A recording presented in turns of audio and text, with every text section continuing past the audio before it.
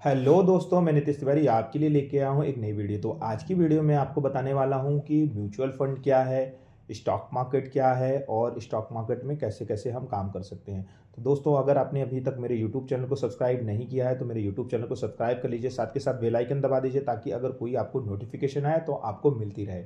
दूसरी बात, वीडियो को शुरू करने से पहले मैं आपको एक डिस्क्लेमर देना चाहूँगा कि इन्वेस्टमेंट से रिलेटेड जो भी है वो एक डिस्क्लेमर है कि आप पहले रीड कर लीजिए और अपने ऑन रिस्क पे इसको काम कीजिए। तो दोस्तों, चलिए वीडियो को शुरू करते हैं। तो सबसे पहले दोस्तों, हमारे मन में ये आता है कि स्टॉक मार्केट क्या है।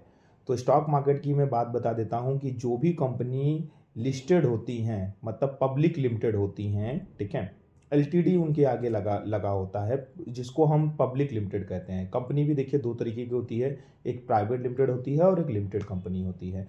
तो लिमिटेड कंपनी जो लिस्टेड होती हैं और उसके बाद उनके स्टॉक मार्केट में आए रहते हैं। जैसे कि एक एग्जांपल लीजिए, XYZ कंपनी है, मतलब ये मैंने एक डमी कंपनी का नाम लिख दिया, ठीक है, टीयू। अब टीयू एक कंपनी है जिसकी स्टॉक मार्केट में अवेलेबल हैं, तो उन्होंने अपने स्टॉक को मार्केट में उतार दिया। तो स्टॉक का प्राइस कुछ भी हो सकता है। मान लीजिए सपोज दैट उन्होंने 100 रुपीज़ के हिसाब से अपने मार्केट में स्टॉक के प्राइस उठा मतलब ला दिए हैं, ठीक है।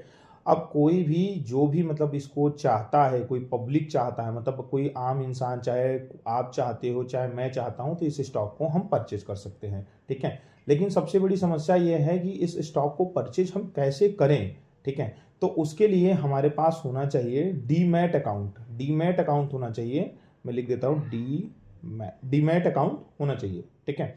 डीमैट अकाउंट होना चाहिए। और डीमैट अकाउंट आप कैसे खोलेंगे, उसके लिए अलग अलग से ऐप आते हैं, ठीक है। तो कोई सा भी आप ऐप को यूज करके खोल सकते हैं। और कुछ ऐसे ऐप्स हैं जिनको मैं रिकमेंड नहीं करूंगा और वो फ्री में यूज कर मतलब आप उनको यूज कर सकते हैं। कुछ ऐसे ऐप हैं जिन पे आप क्या कहते हैं, पेड सर्विसेज उनकी आप ले सकते हो। ये आपके ऊपर डिपेंड करता है। इसके बारे में अगर आपको वीडियो चाहिए कि किस पे हम डीमैट अकाउंट खोलें जो जीरो हो, तो वो मैं बता सकता हूँ, ठीक है। अब आते हैं हम अपने टॉपिक पे, स्टॉक मार्केट। अब जैसे हमारा स्टॉक मार्केट में मतलब हमें ट्रेड करना है, अब हमने डीमैट अकाउंट भी खोल लिया।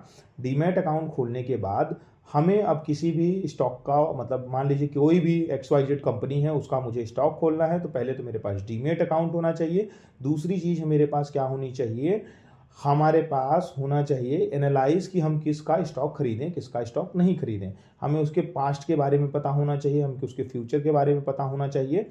और जैसे सपोज दैट कोई स्टॉक चल रहा है 100 रुपीज़ में, मैंने उसको परचेज कर लिया, मैंने उसको बाई कर लिया।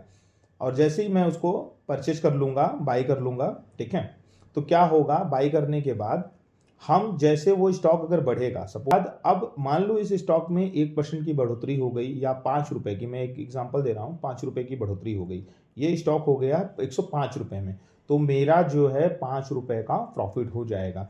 सपोज दैट अगर मान लीजिए इस स्टॉक में गिरावट आ गई, ये कम हो गया, 95 में हो गया, तो मेरा 5 रुपए का लॉस हो जाएगा। तो डायरेक्टली मैंने एक सरल वे में बताया कि स्टॉक मार्केट में आपको अगर आप परचेज करते हो, वो बढ़ता है तो आपको प्रॉफिट होगा, अगर वो घटता है तो आपको कम होगा, ठीक है।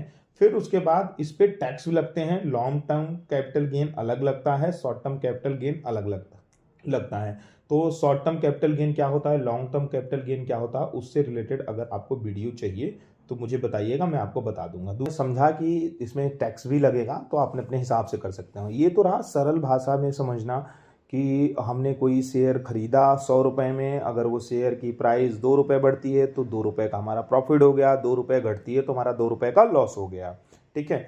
अब हम आते हैं, दूसरी हमारी ये टॉपिक है कि इसमें बहुत सारे देखते होंगे वीडियो कि लोग ने एक दिन में बनाया, लोगों ने इतने दिन में मतलब पैसे ज़्यादा बना लिए। तो वो चीज़ें क्या होती हैं, पहला टॉपिक होता है डिलीवरी।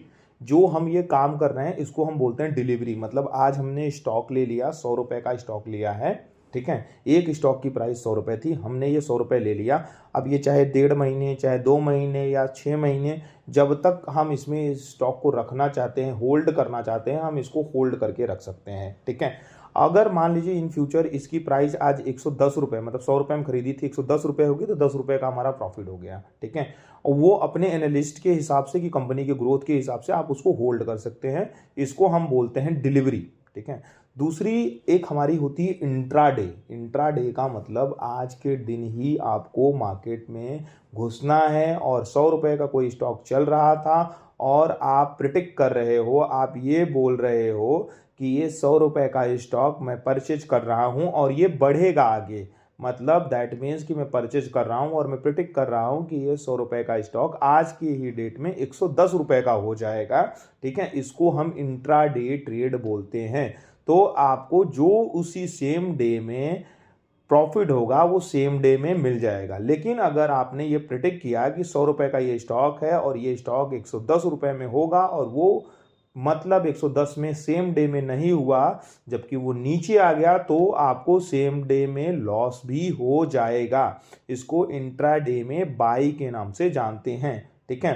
दूसरा इंट्राडे में क्या होता है, एक स्टॉक चल रहा है, आपने ये प्रिडिक्ट किया है कि वो स्टॉक 100 रुपये का है, अब ये स्टॉक 100 रुपये के नीचे जाएगा और आपने उस स्टॉक को सेल कर दिया, ठीक है। इंट्राडे में आपने उसको सेल कर दिया।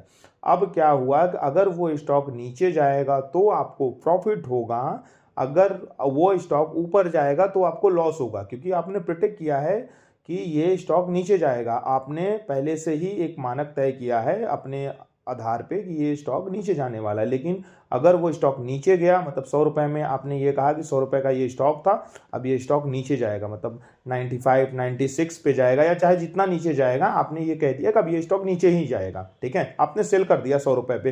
तो 100 के ऊपर अगर 101 होता है या 110 होता है तो आपको लॉस होगा, लेकिन जितना नीचे जाता रहेगा उतना आपको प्रॉफिट होता रहेगा। लेकिन इंट्राडे मार्केट ओपन हो गया आपका 9:15 पे, तो आपको 3:30 बजे तक का ही टाइम देता है, चाहे आपका प्रॉफिट हुआ चाहे आपका लॉस हुआ, सेम डे में आपको निकलना है, ठीक है।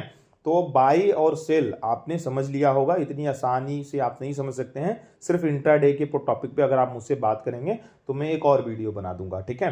तो 2 टॉपिक समझ गए आप, एक इंट्राडे एक डिलीवरी। तीसरा जो होता है हमारा वो होता है कि हम ऑप्शन ट्रेड कर रहे हैं एक वीक के लिए, एक टाइम पीरियड के लिए।